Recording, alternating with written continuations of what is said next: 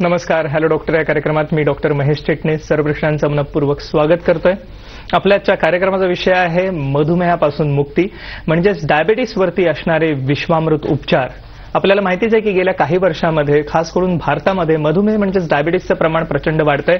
In fact 2020 साली मधुमेहाची राजधानी म्हणून भारत ओळखला जाणार आहे. ही निश्चितच काही भूषणास्पद गोष्ट नाहीये, पण एकंदरीतच मधुमेहावरती मात करणं का आवश्यक ठरते, कारण मधुमेह हा अनेक आजारांना आमंत्रण देणारा असा आजार आहे ज्याच्यामध्ये डायबेटिक फूट सारखे कॉम्प्लिकेशन्स होतातच, पण त्याच्या व्यतिरिक्त डोळ्यांवरती होणारा दुष्परिणाम म्हणजेच डायबेटिक रेटिनोपॅथी आहे, हृदयरोग म्हणजे हार्ट अटॅक डिसीज आहे, त्याचप्रमाणे इतरही मज्जातंतूंवरती परिणाम होण्यामुळे जाणारी डायबेटिक न्यूरोपॅथी, अशा अनेकविध आजारांना निमंत्रण देणारा असा मधुमेह आजार आहे. आणि म्हणूनच संपूर्ण जग आता आयुर्वेद आणि विश्वामृत उपचारांकडे एक आशेचा किरण म्हणून बघतोय, कारण केवळ मधुमेह नव्हे तर मधुमेहाच्या उपद्रवांवरती सुद्धा आता मात करणं आवश्यक ठरलेलं आहे. आणि म्हणूनच आजच्या कार्यक्रमामध्ये साक्षात धन्वंतरी समान असणारे आयुर्वेद पारंगत वैद्य समीर गोविंद जमदग्नी यांना आपण खास पाचारण केलेलं आहे या विषयावरती चर्चा करण्यासाठी. नमस्कार सर. नमस्कार. आज संपूर्ण जग मधुमेहाच्या उपचारांकडे किंवा नवीन उपचार काय मिळतील म्हणून शोधत आहे. ही एक बाब झाली, पण दुसरी बाब अशी आहे की संपूर्ण जगाचं लक्ष आता आयुर्वेदाकडे किंवा विश्वामृत उपचारांकडे लागले की एकंदरीतच मधुमेहावरती केवळ नियंत्रण मिळवणं हा नव्हे तर मधुमेहापासून मुक्त करण्यासाठी किंवा एकंदरीतच आयुष्यमानाचा दर्जा उंचावण्यासाठी विश्वामृत उपचार आज एक आशेचा किरण ठरलेले आहेत. सर्वप्रथम आयुर्वेदामध्ये मधुमेहाची संकल्पना कशी आहे हे आमच्या प्रेक्षकांना सांगा. बरोबर. असं आहे की आधुनिक शास्त्राचा जो विचार आहे त्याच्यामध्ये रक्तामध्ये साखर जर वाढलेली असेल किंवा लघवीमध्ये साखर वाढलेली असेल तर त्याला युज्युअली मधुमेह असं म्हटलं जातं. पण आयुर्वेदामध्ये असं म्हटलेलं आहे की सामान्यम लक्षणम तेषाम प्रभुताविल मूत्रता, म्हणजे लघवीला खूप होणं, गढूळ होणं असं लक्षण ज्याच्यामध्ये आहे त्याला म्हटलं जातं की मधुमेह किंवा प्रमेह. तर हे जर लक्षात घेतलं तर मग आयुर्वेदाचा जो विचार आहे तो आणि आधुनिक शास्त्राचा असा विचार करताना हे दोन्ही आजार वेगळे आहेत असं आपल्याला सांगायला लागतं. आयुर्वेदानुसार प्रमेहाचे किंवा मधुमेहाचे जे प्रकार आहेत ते 20 प्रकार सांगितलेले आहेत. त्याच्यामध्ये मधुमेह हा एक वाताचा प्रकार म्हणून सांगितलेला आहे. पण गोडपणाचा संबंध जर लक्षात घेतला तर आयुर्वेदामध्ये शीतमेह म्हणून एक सांगितलं, त्यात मधुर रसोपम अशी लघवी असते आणि इक्षु रसोपम अशी इक्षुमेहामध्ये एक लघवीचा प्रकार सांगितलेला आहे ज्याचा गोडपणाशी संबंध आहे. आणि मधुमेह म्हणजे मधासारखी लघवीला होणं, म्हणजे गोडपणाचा संबंध हा लघवीच्या हिशोबाने आयुर्वेदाने बघितलेला आहे. तर डायबिटीस मिलिटस असं ज्याला म्हणतात तो आजच्या खरं म्हणजे आपल्या व्याख्यानाचा किंवा आत्ताच्या या एपिसोडचा महत्त्वाचा विषय आहे आणि त्याच्या अनुरोधाने आज आपल्याला बोलायचं आहे. पण मधुमेह म्हणजे रक्तातली साखर वाढलेली आणि लघवीतली वाढलेली आहे असं जे क्लासिकल बुक पिक्चर आता दिसतं त्याच्या अनुरोधाने जेव्हा आपण विचार करतो तेव्हा आयुर्वेदाची निदानं खूप वेगळी असतात. अशी साखर वाढलेली असताना जर तुमच्या अंगामध्ये तापाची लक्षणं असतील तर आयुर्वेद त्याला ज्वर म्हणून ट्रीट करतो. तुमच्या अंगामध्ये आम्लपित्त आहे आणि जर तुमची साखर वाढलेली असेल तर आयुर्वेद आम्लपित्ताचा आधी विचार करतो. तुमचं पोट साफ होत नाही आणि तुम्हाला आव पडते, पोट डब्ब होतंय, शिंकाळ्यासारखं वाटतंय आणि तुम्हाला साखर असेल तर आयुर्वेद या पोटाच्या आजाराचा, प्रवाहिकेचा किंवा अतिसाराचा किंवा ग्रहणीचा विचार करतो. तर पहिल्यांदा निदानाचं हे वैविध्य जे ते लक्षात घेणं गरजेचं आहे. पण हे सगळं असताना सुद्धा एक गोष्ट त्याच्यामध्ये कॉमन असते, म्हणजे गोड पदार्थ खूप खाणं, व्यायामाचा अभाव, स्थूलपणा, अनुवंशिकता ही जी कारणं आधुनिक शास्त्र धरतं तीच आयुर्वेदामध्ये सुद्धा खूप चांगल्या पद्धतीने सांगितलेली आहेत. फार पटपट जेवणं, भराभर जेवणं, चुकीचं जेवणं, चुकीच्या पद्धतीने मिक्स केलेलं अन्न खाणं, ह्या सगळ्या ज्या गोष्टी ज्या आहेत ना त्या आयुर्वेदाने निदानाच्या हिशोबाने या आजाराच्या बाबतीत खूप महत्त्वाच्या धरलेल्या आहेत. आणि ते जर कारण जे आहे त्या आजाराचं काढलं तर मधुमेहाची संप्राप्ती किंवा पॅथॉलॉजी जी आहे ती घडणं हे कमी यायला लागतं. हे दोन्ही शास्त्रामध्ये सामान्य आहे आणि ह्या पद्धतीने मग चिकित्सेचा जो नूर आहे म्हणजे उपचारांचा तो सुद्धा बदलत असतो. ओके, म्हणजे हे आपण फार महत्त्वाची गोष्ट सांगितली की एकंदरीतच कारणाचा विचार करून मधुमेहाच्या हे उपचार केले गेले तर कदाचित आपण मधुमेह मुक्त जीवन जगू शकता आणि मधुमेहाचे उपद्रव सुद्धा टाळू शकता. सर, आज म्हणजे की मधुमेहाचे अर्थातच निदान करताना ॲलोपॅथीमध्ये किंवा मॉडर्न मेडिसिनमध्ये डॉक्टर फक्त ब्लड शुगर चेक करतात आणि निदान करतात, पण आयुर्वेदीय संकल्पनेमध्ये संपूर्ण देहाचा विचार केला जातो, पूर्व इतिहासाचा विचार केला जातो, मनाचा विचार केला जातो आणि खास करून विश्वामृत चिकित्सालयामध्ये नाथपंथीय नाडी परीक्षा हे विशेष आहे. कारण मला वाटतं त्यातून मिळणाऱ्या ज्या संवेदना आहेत किंवा वैद्याला जे काही पुढे म्हणूया गायडन्स मिळतो त्यातून ह्या नाडी परीक्षेतनं हा महत्त्वाचा ठरतो. तर नाडी परीक्षेविषयी आम्हाला काय सांगता येईल? कसं आहे, नाडी परीक्षा, नाथ नाडी परीक्षा ही सगळ्याच आजारांसाठी उपयोगी पडते. पण बऱ्याच वेळा असं होतं की काही लक्षणे ही रुग्ण संवेद्य असतात, म्हणजे रुग्णाला समजणारी असतात आणि ती रुग्णाच्या भाषेमध्ये तो आपल्याला सांगत असतो. आता इथे टीव्हीवरती आपल्याला दिसतंय की नाडी परीक्षा कशी चालली इथे. आणि बऱ्याच वेळा असं होतं की काही वैद्य संवेद्य लक्षणं असतात, म्हणजे शास्त्र शिकल्या कारणानं वैद्याला काही समजत असतात. पण कोणत्याही आजाराचं निदान होत असताना असोसिएटेड जे सिम्पटम्स आहेत किंवा आजार आहेत ते खूप महत्त्वाचे असतात आणि त्याच्याविषयी रुग्ण हा अनभिज्ञ असू शकतो. अनुवंशिकतेने आलेल्या काही गोष्टी असतात त्या रुग्णाला माहीत नसतात, त्याही आपल्याला या नाथ नाडी परीक्षेमध्ये समजू शकतात. आणि याच्या व्यतिरिक्त त्याला आधी कोणत्या गोष्टीचा दंश झालेला आहे, त्याला जुने कोणते आजार होऊन गेलेले आहेत, त्यांनी इतर काही गोष्टींची औषधं पॅचेची घेतलेली आहेत का, त्याचा त्याच्या शरीराचे काही विकृत परिणाम आहे का, त्याचं जे ऑक्युपेशनल हॅझार्ड ज्याला म्हणतात त्या गोष्टी त्याच्या शरीराचे परिणाम झालेले आहे का, या सगळ्या गोष्टी ज्या आहेत त्या नाथ नाडी परीक्षेमध्ये खूप चांगल्या पद्धतीने समजू शकतात.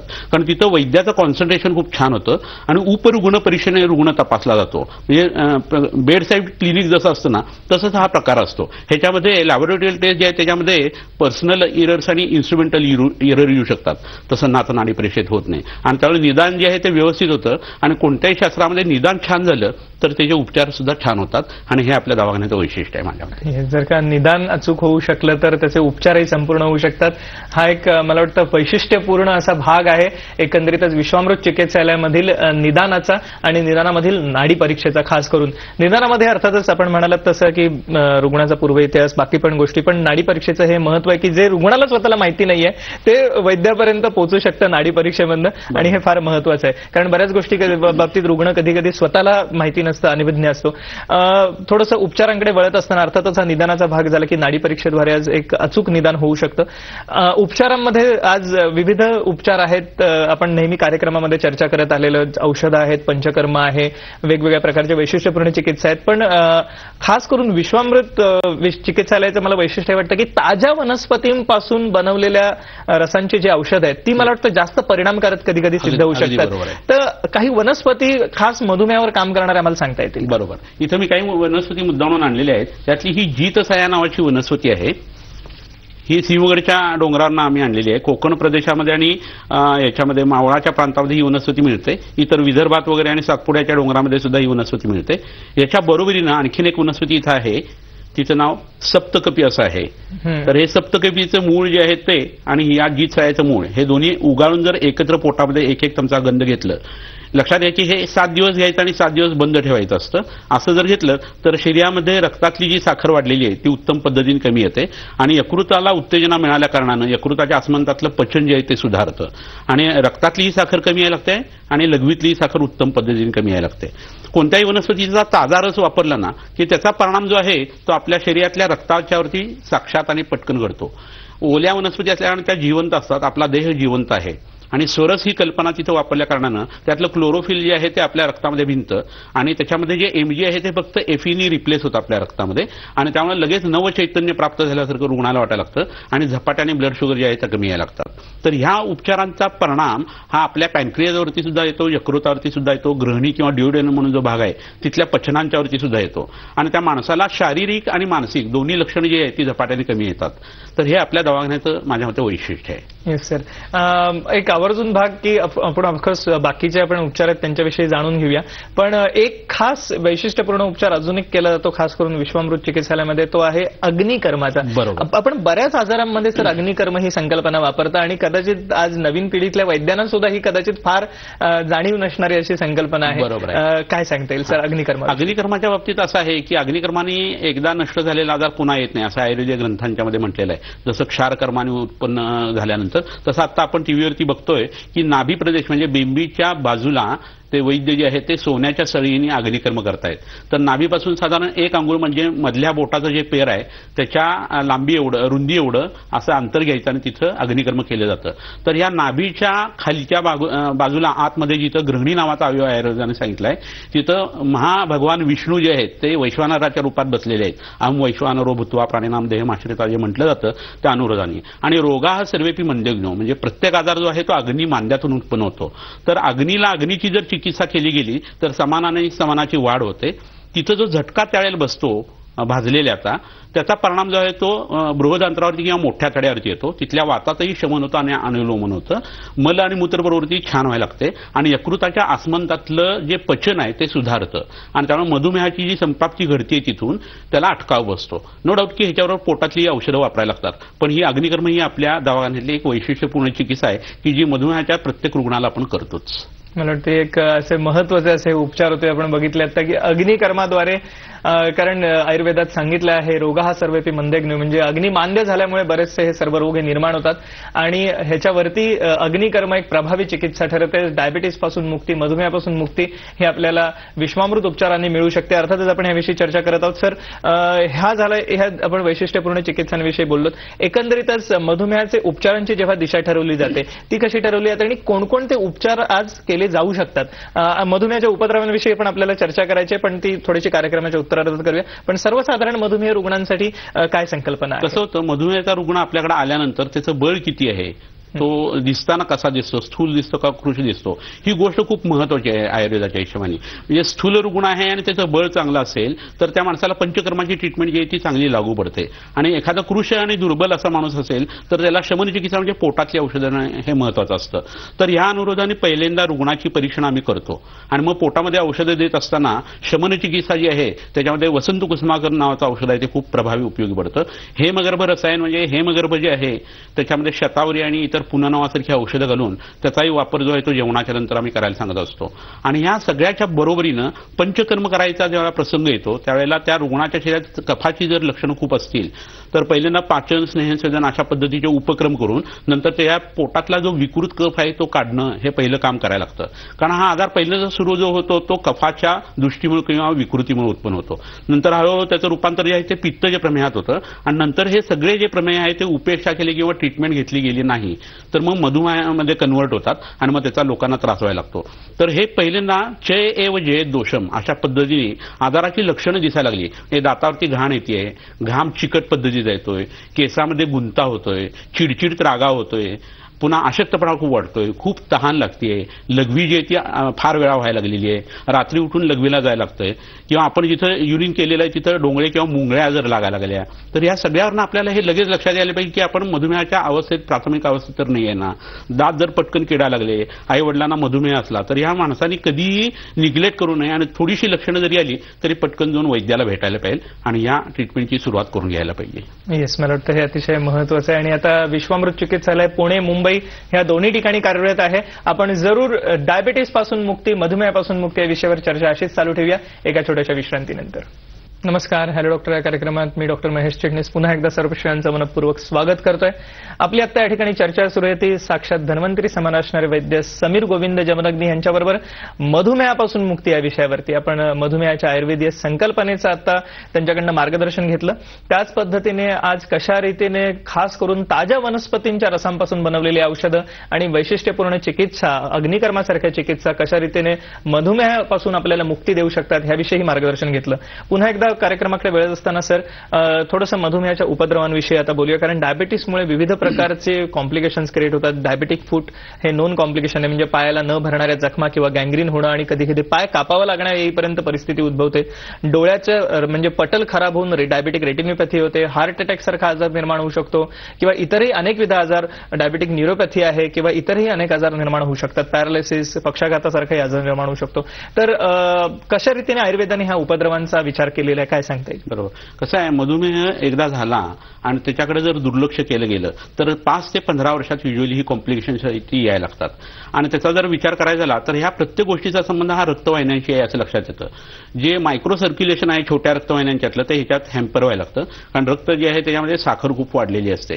त्यामुळे रक्तवाहिन्याला चांगल्या पद्धतीने जर जपलं गेलं आणि रक्तवाहिन्या ज्या गोष्टीतून तयार होत आहेत त्या गोष्टी जर शरीरातल्या व्यवस्थित ठेवल्या गेल्या तर बरीचसे मधुमेहाचे जे कॉम्प्लिकेशन्स किंवा उपद्रव आहेत ते आपल्याला होत नाहीत. पहिला उपद्रव जो आहे तो डोळ्याच्या हिशोबाने उत्पन्न होतो आणि रेटायना नावाचा जो भाग आहे त्याच्यातल्या ब्लड वेसल्समध्ये कुठेतरी ब्लिडिंग वगैरे व्हायला लागतं आणि चिकट स्राव यायला लागतो. तर याला रक्तपित्त अशी एक संज्ञा दिली जाते आयुर्वेदानुसार. हृदयाच्या ठिकाणच्या ज्या रक्तवाहिन्यांच्या आहेत त्याच्यामध्ये ही जर परिस्थिती उत्पन्न झाली तर त्या माणसाला हार्ट अटॅक आलेला असताना त्याला स्वीट हार्ट अटॅक असं म्हणतात. त्याला वेदना होत नाही पण धाप जबरदस्त लागते आणि त्याच्यामध्ये बरेच लोक जे आहेत ते मधुमेहामध्ये जाऊ शकतात. अशाच पद्धतीचा भाग जो आहे तो वृक्काच्या किंवा किडनीच्या बाबतीत लक्षात येतो आणि ह्या प्रत्येक ठिकाणी रक्तवाहिन्यांशीच त्याचा संबंध आहे असं लक्षात येतं. असंच प्रकरण ज्यावेळी पायाच्या बाजूला होईल आणि तिथल्या रक्तवाहिन्यांच्यावरती जेव्हा परिणाम होईल आणि मज्जातंतूंच्यावरती परिणाम होईल तेव्हा टोचल्यासारख्या वेदना होणं, आग झाल्यासारख्या वेदना होणं असं हातापायामध्ये होऊ शकतं.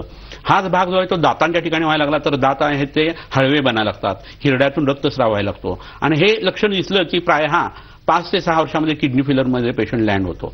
तर प्रत्येक लोकांनी हा विचार करायला पाहिजे की ह्या पद्धतीचा आयुर्वेदाने सांगितलेला जो विचार आहे त्यानुसार उपचार केले जायला पाहिजे. कानामध्ये बऱ्याच वेळेला स्राव उत्पन्न व्हायला लागतात. डाव्या कानामध्ये जर अशी इन्फेक्शन झाली तर त्याचा मेंदूवरती परिणाम होऊ शकतो. डोळ्याचाही आता आपण भाग बघितला. नाकामध्ये सतत सर्दी राहणं हे लक्षण बऱ्याच वेळा कीटोएसिडोसिसमध्ये आपल्याला बघायला मिळतं आणि त्याच्यामध्ये कीटोन बॉडी जे आहेत त्या लघवीतून बाहेर पडतात असंही लक्षात येतं. एक पद्धतीचा विशिष्ट गंध जो आहे तो त्या रुग्णाच्या तोंडालाही येतो आणि लघवीला सुद्धा येत असतो. तर हे सगळं लक्षात घेत असताना काही ठराविक गोष्टी इथं लक्षात घेणं गरजेचं आहे.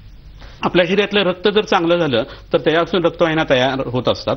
रसास्तन्यम ततो रक्तम अश्रुजा कंडरा सिरा. अश्रुज म्हणजे रक्त, त्याच्यातून सिरांची उत्पत्ती आयुर्वेदाने सांगितलेली आहे. त्यामुळे रक्त चांगलं होण्यासाठी यकृताचं आरोग्य सुधारणं हे मधुमेहाच्या लोकांनी करायला पाहिजे, कॉम्प्लिकेशन येऊ नयेत असं वाटत असेल तर. आणि दुसरा म्हणजे मेदाचा खरं पाक झाला की त्यातनं स्नायू नावाची कन्सेप्ट जी आहे ती आयुर्वेदाने तयार होते असं म्हटलेलं आहे आणि त्याचा मृदू पाक झाला की सिरा तयार होतात. म्हणजे शरीरातल्या रक्तवाहिन्या या 2 गोष्टीतून तयार होतात, एक रक्तातून आणि मेदातून. तर या रक्त आणि मेदाला जर व्यवस्थित माणसाने जपलं मधुमेह माणसाने तर त्याला काही प्रॉब्लेम न येता मधुमेह माझा सांगाती अशाबद्दल तो व्यवस्थित आयुष्य जगू शकतो.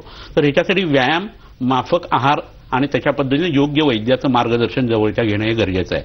त्या अनुरोधाने इथं काही वनस्पती आणलेल्या आहेत. तर मधुमेहाची कॉम्प्लिकेशन उत्पन्न होऊ नयेत ह्याच्यासाठी 2 वनस्पती इथं ज्या दाखवतोय मी आता त्या खूप महत्वाच्या आहेत आणि लोकांनी त्या नोट डाऊन करून ठेवायला पाहिजे. ही पहिली वनस्पती जी आहे ती अमलकी म्हणून आहे. अमलकी म्हणजे आवळा, ज्याला आपण म्हणतो तो डोंगरी आवळा. ह्याची जी पानं आहेत त्यांचं चूर्ण किंवा आवळकाठी म्हणून जी मिळते आवळ्याचं फळ ते घ्यावं आणि त्याची पावडर करून ठेवावी आणि त्याच्यावर ही तो ओली हळद आहे. आयुर्वेदामध्ये हळद आणि अमलकी असं सांगितलेलं आहे. लोक शिजवलेली कंपन्यांची हळद घेतात तर ती घेऊ नये. ही ओली हळद जी विकत मिळते ती आणावी. 1 किलो हळद जर वाळवली तर 250 ग्रॅम एवढं चूर्ण त्याचं पडतं आणि ते समप्रमाणात एकत्र करून सकाळी आणि संध्याकाळी असं 2 वेळा जर लोकांनी घ्यायला सुरुवात केली प्रकृतीचा विचार करून तर मधुमेहाची कॉम्प्लिकेशन्स ही निश्चितपणे थांबवता येतात. दुसरं महत्वाचं असं आहे की आपल्या रक्तामध्ये जो साखरेचा भाग वाढतोय तो एक क्लेद उत्पन्न करतो, शरीरात कफ उत्पन्न करतो आणि कफ नष्ट करण्यासाठी आयुर्वेदामध्ये जे रस सांगितलेले आहेत, कडू रस सांगितलेला आहे, तिखट रस सांगितलेला आहे आणि कषाय रस म्हणजे तुरट रस सांगितलेला आहे. तर हा तुरट रस बरेच लोक वापरत नाहीत. त्यासाठी इथे एक वनस्पती तुम्हाला आणलेली आहे की मुद्दामून मला वाटते की तुम्हाला सगळ्यांना दाखवायला पाहिजे आणि तुम्हाला माहीत असलेली ही वनस्पती आहे. ही वड नावाची वनस्पती आणि वडाच्या पारंब्या इथं मी धरलेल्या आहे समोर आणि त्याच्याजवळ प्लक्ष किंवा पिंपरी नावाची वनस्पती आहे. बऱ्याच गावाला अशी नावं पडतात. निरगुडी ते निगडी, पिंपरी हे जे आहे ते या वनस्पतीवरनं नाव पडलेलं आहे. तर चिंचवड इथं चिंचेची आणि वडाची झाडं जास्ती होती. तर गावाची नावं या वनस्पतीवरून पूर्वीच्या लोकांनी दिलेली आहेत हे लक्षात घ्यायला पाहिजे. तर ह्या कषाय रसाच्या म्हणजे तुरट वनस्पती आहेत आणि नगरोधादी गण नावाचा एक गण सांगितला आहे की ज्याच्यात एक 25-30 औषधं आहेत आणि त्याचं चूर्ण जर या लोकांनी दोन्ही जेवणाच्या नंतर घ्यायला सुरुवात केली तर मधुमेहाची आत्ता सांगितलेली कॉम्प्लिकेशन्स बरीचशी दूर होऊ शकतात. ओके, हे आपण बघितलं की कशा रीतीने आता ह्या वनस्पती आपल्याला मधुमेहापासून मुक्ती देऊ शकतात. आपण ह्याविषयी चर्चा चालू ठेवूया एका छोट्याशा विश्रांतीनंतर. नमस्कार, हॅलो डॉक्टर या कार्यक्रमात पुन्हा एकदा सर्वश्रांचं स्वागत. मधुमेहापासून मुक्ती ह्या विषयी चर्चा सुरू आहे ती वैद्य समीर गोविंदी जमदग्नी यांच्याबरोबर. मी मगाशी सांगितल्याप्रमाणे जर का आपल्याला मधुमेहावरती मात करायची असेल तर अर्थातच विश्वामृत उपचार हे आपण जरूर घेऊ शकता आणि त्यासाठी संपर्कासाठी जे नंबर आहेत ते आपण पुढे स्क्रीनवरती बघतात ते टिपून घ्या. पुढील नंबरवरती जर का आपल्याला खास करून मधुमेहाच्या उपचारांविषयी मार्गदर्शन हवं असेल तर घेऊ शकता. 2 मोबाईल नंबर आहेत, एक आणि 2 लँडलाईनचे सुद्धा नंबर आहेत आणि आता विश्वामृत चिकित्सालय पुणे आणि मुंबई ह्या दोन्ही ठिकाणी कार्यरत आहे. आणि आज सर आयुर्वेदाकडे संपूर्ण जग, केवळ भारतच नव्हे तर संपूर्ण जग आशेचा किरण म्हणून बघतोय मधुमेहावरती मात करण्यासाठी. कारण हे एखाद्या एपिडेमिक प्रमाणे पसरतंय आणि ह्याचं कारण असं आहे की ह्या मधुमेहाचे उपद्रव पण तेवढेच अतिशय घातक आहेत. डायबेटिक फूट किंवा खास करून पायाच्या न भरणाऱ्या जखमा मधुमेह रुग्णांना झाल्या की त्यांचं आयुष्य हे खरोखर म्हणूया एक पेनफुल किंवा खरोखर एक त्यांना त्रास जो होतो किंवा ज्या वेदना होतात त्या अत्यंत सहन न करण्यासारख्या असतात. तर ह्याच्यावरती काही आपल्याला मार्गदर्शन करता येईल? निश्चितपणे करता येईल. मधुमेह झालेल्या लोकांना जखमा ज्या होतात पायाला त्या बऱ्याच वेळा तिथली संवेदना नष्ट झाल्या कारणाने होत असतात आणि ते झाल्यानंतर मग मधुमेहाची ट्रीटमेंट किती केली तरी ती जखम जी आहे ती वेगळ्या पद्धतीने त्रास द्यायला लागते. जखमेमध्ये पू झाला किंवा इन्फेक्शन झालं की शुगर पुन्हा वाढायला लागते आणि त्या दुष्टचक्रामध्ये माणूस अडकतो. तर त्यासाठी एक उत्तम वनस्पती इथं आणलेली आहे ती मुद्दा म्हणून मी तुम्हाला दाखवतो. ही दगडीपाला किंवा टिकेचा पाला अशी वनस्पती आहे, याला मुरुवेन्ना असं सुद्धा म्हणतात. आणि या वनस्पतीचं 3 पाकी तेल तयार करून जर ते जखमेला लावलं तर डायबेटिक गँग्रीन झालेल्या ज्या जखमा असतात त्या उत्तम पद्धतीने बऱ्या होतात. गँग्रीन झाल्यानंतर तो पाय तोडून टाकावा अशी एक सल्ला दिला जातो. पण आयुर्वेदामध्ये वत्सकादिगण म्हणून आहे तो पोटामध्ये घ्यावा. पुन्हा सुरसादिगण आहे त्यांनी ही जखम धुवावी. एलादिगणाच्या तेलाने ती जखम शुद्ध करावी. आणि हे करत असताना नाचणीची भाकरी आणि तूप एवढंच जर सेवन 42 दिवस त्या व्यक्तीने केलं तर डायबेटिक गँग्रीन जे आहे ते पूर्णतः बरं होतं आणि त्यातून पेशंट पाय वगैरे न तुटता सुद्धा व्यवस्थित वाचू शकतो. पण हे असं जर झालं नाही तर त्याचा परिणाम जो आहे तो किडनी फेल्युअरवरती बऱ्याच लोकांना लँड होतात ते. आणि मग तो आजार जो आहे तो कधीच बरा होत नाही. कारण वृक्काला जपण्यासाठी, हृदयाला जपण्यासाठी आणि डोळ्याला जपण्यासाठी ह्या गोष्टी करणं गरजेचं आहे. रेटानोपॅथी झालेल्या लोकांना ज्यावेळेला ही ऊन असते त्यावेळेला त्याची शक्यता जास्ती असते. इथे एक वनस्पती आहे, हिला अपराजिता असं म्हणतात. गोकर्ण असं इथं नाव आहे. तर मधुमेह वाढल्यानंतर जेव्हा किडनी फेल्युअर होतं आणि डोळ्यावरती वाईट परिणाम येतो अशा वेळेला ह्या वनस्पतीचं मूळ जे आहे ते आणि ह्याच्या बिया ह्या पोटामध्ये जर दिल्या गेल्या तर दृष्टी सुधारते आणि क्रिएटिनिनची लेवल सुद्धा उत्तम पद्धतीने कमी करण्यासाठी या वनस्पतीचं मूळ हे उपयोगी पडतं. फक्त याच्यामध्ये एक आहे की जखम झालेला जो भाग आहे त्याला आम्ही धूपन चिकित्सा करत असतो, ट्रीटमेंट करत असतो, धूपवणं जखम. तर ही सगळ्या जखमांसाठी उपयोगी पडते. परंतु आयुर्वेदामध्ये असं सांगितलं आहे की मधुमेहाच्या त्या रुग्णाला धूपन करू नये. कारण त्या जी लेटंट हीट असते त्यांनी तिथं भाजल्यासारखे फोड येतात आणि ते भाजलेले त्या रुग्णाला समजत नाही कारण तिथं संवेदना नसते. तर धूपन सोडून बाकीचे हे सगळे उपचार व्रणाचे आयुर्वेदाने सांगितलेले आहेत ते जर केले गेले तर डायबेटिक फूडमधनं उत्तम पद्धतीची मुक्ती मिळू शकते. ओके, हे आपण बघितलं की कशा रीतीने आता संपूर्णतः केवळ डायबिटीसच नव्हे तर डायबिटीसची जी कॉम्प्लिकेशन आहेत म्हणजे केवळ मधुमेह नव्हे तर मधुमेहाचा उपद्रव ज्याच्यामध्ये डायबेटिक फूड सारखा उपद्रव आहे, हृदरोगासारखा उपद्रव आहे किंवा डायबेटिक रेटिनोपॅथी नेत्रपटल खराब होण्यावर सारखे उपद्रव आहेत, ह्या सगळ्या उपद्रवांवरती आज मात करता येऊ शकते. आणि मधुमेहावरती प्रभावी विश्वामृत चिकित्सा आहे ज्याचे आपण कॉन्टॅक्ट नंबर बघत आहात ते जरूर टिपून घ्या. आणि आपल्याला जर अधिक काही प्रश्न विचारायचे असतील तर आपण पुढील नंबरवर जरूर विचारू शकता. वैद्यराज, आपण आमच्या आजच्या कार्यक्रमात सहभागी झालात आणि एक अमूल्य मार्गदर्शन सर्वेक्षण केलं त्या